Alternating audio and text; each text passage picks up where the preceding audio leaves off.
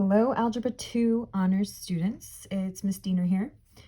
I hope that your first week of distance learning went well. Today we're going to start Chapter 9, and I'm combining 9.1 and 9.2 into one section. So 9.1, we're going to talk about a sequence. And a sequence is an ordered list of numbers. The notation a sub 1 represents the value of the first term in your sequence. That means a sub 5 would represent the value of the fifth term in your sequence. A 17 represents the value of the 17th term in the sequence. So a sub n would be the value of the nth term in your sequence. A sub n minus 1 is the value before the term a sub n. So this represents your previous term. A sub n plus 1 represents the value of the term after a sub n. N is the position of the term in the sequence. So there are variables to find. And now we're going to jump into 9.2, which focuses on a special type of sequences, and those are arithmetic sequences. So in order for a sequence to be considered arithmetic, you have to be adding the same number over and over and over to each term. Okay, and that number that you keep adding is called your common difference. We'll be referring to the common difference with the letter D. There's two ways that we can write the formulas for arithmetic sequences. The first one is called a recursive formula, and it defines a term by using the previous term. Okay, so if I knew the term in front of it, I could just add the previous term plus the common difference, and that would give me the term that I'm looking for. But recursive formulas aren't very effective if you don't know the previous term. So you could use what's called the explicit formula. Okay, so an explicit formula allows for direct computation of any term for a sequence using n. It works well if you're trying to find terms that are far apart. So the way that we would write it, the term that you're looking for, a sub n, would be equal to a sub 1, which is the value of the first term, plus, in parentheses, n minus 1, we close the parenthesis, and we would multiply by d, the common difference. Okay, so we'll do some examples. Example 1. First, I just want to know, is the sequence that we're looking at arithmetic? So here's example 1a, and my first term is 1, and then we have 5, 9, 13, 17, and the pattern continues. So you want to think to yourself, how are we getting from term to term? And to get from 1 to 5, we're adding 4, plus 4, plus 4, plus 4. So because we have a common difference that we're adding every time, this is an arithmetic sequence. So yes, it's arithmetic, and our common difference is 4. Okay, I want to go over how we would write the explicit formula for this sequence. Okay, and I gave you the explicit formula equation here. What you would do is you need to substitute the value of a sub 1 and substitute the value of your common difference, d. Okay, so I'm putting in 1 for a sub 1 because that's the value of my first term. And we're going to substitute 4 for d because that was your common difference. From here, we're just going to simplify. So I'm going to distribute this 4 to the n in the negative 1 to get rid of the parentheses. Okay, so now I have 1 plus 4n minus 4. Combine like terms, which would leave me with 4n minus 3. Okay, so this is your explicit formula for this particular arithmetic sequence. Okay, in pink, this is how we would write our recursive formula for example 1a. Okay, so your recursive formula, which I showed you on the previous page, you can use the term in front of the term that you're looking for and add your common difference. So to write the recursive formula for this problem, all we have to do is substitute the common difference, which is 4. Okay, so your recursive formula is a sub n is equal to a sub n minus 1 plus 4. Okay. I want to look at an attachment to example 1a. Okay, so we had our sequence 1, 5, 9, 13, and 17. Using the notation, a sub 1 is equal to 1, because that's the value of your first term. A sub 2 is equal to 5, because that's the value of your second term. The value of your third term is 9, so a sub 3 is equal to 9. A sub 4 is 13, and a sub 5 is 17. So what I want to do now is use the explicit formula that we created to find the value of a sub 6. So what would be the value of the sixth term in our sequence?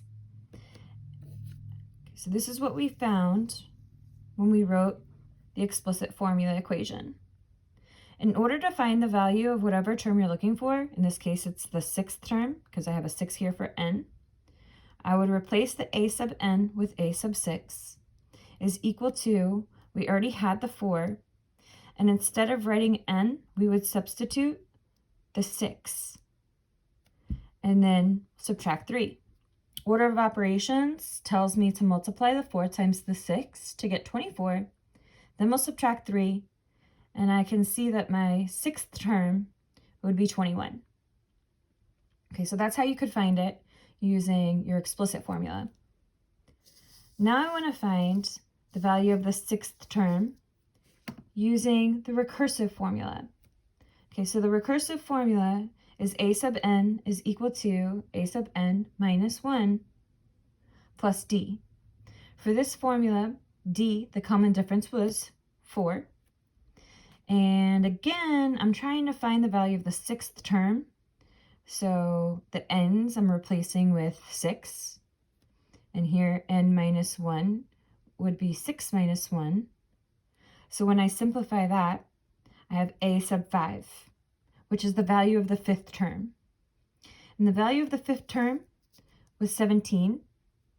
So you can substitute the 17 here, and then you would add the 4 to get the value of the sixth term is 21.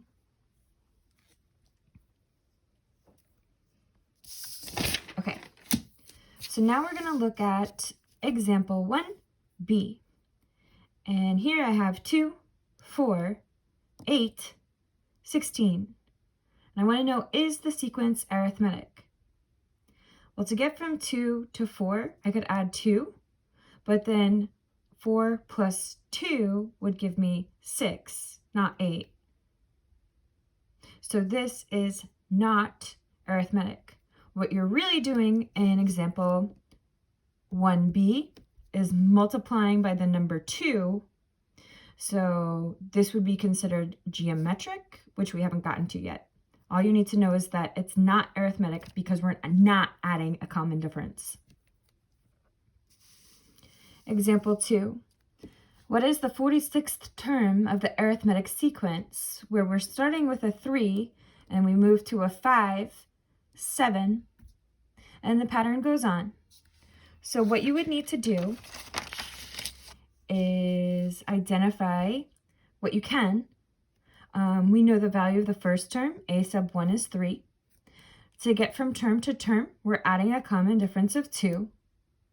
And because I'm looking for the 46th term, n would be 46. We're looking for the value of the 46th term, which is a sub 46.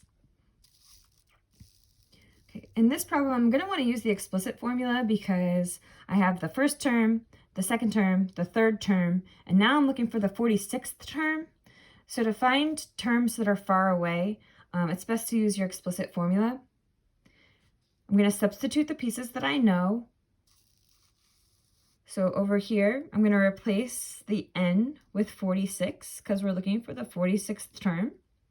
The value of your first term is 3, and the common difference is 2. Follow your order of operations. You would do the parentheses first to get 45. Then we'll multiply times 2 to get 90, plus 3 is 93. Okay. If the problem had just asked you to write the explicit formula for the sequence, you would have a sub n is equal to a sub 1 plus n minus 1 times d. The only thing you need to substitute is the value of the first term, which is 3, and the value of the common difference, which is 2. And then you would simplify by distributing the 2 and combining like terms. So your explicit formula that would let you solve for any value in your sequence would be a sub n is equal to 2n plus 1. If you wanted to write the recursive formula, it's the value of your nth term, so a sub n is equal to the previous term, which is a sub n minus 1 plus d. So the only thing that you would have to substitute here is the value of d.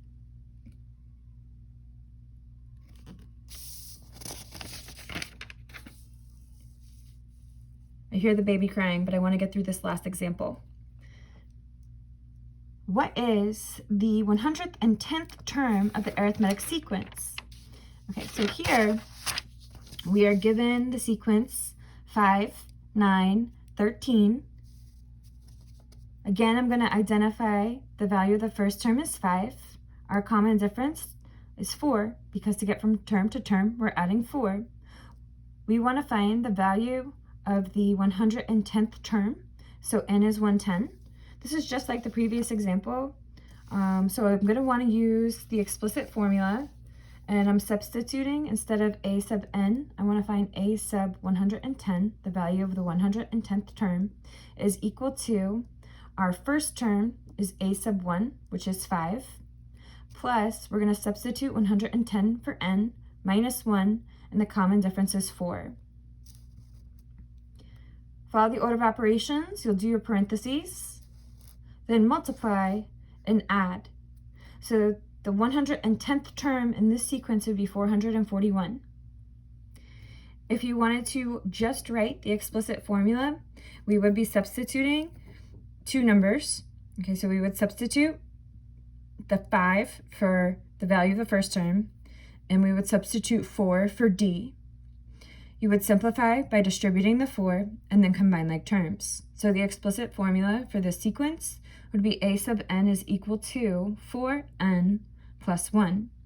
If you had to write the recursive formula, the only thing you'd have to substitute in this formula would be the value of d. So your recursive formula would be a sub n is equal to a sub n minus 1 plus 4. Okay, so that's it for today's lesson. We're going to continue 9.2 with Wednesday's video. I hope you guys are doing well. Feel free to email me with any questions, concerns. I miss you. Bye.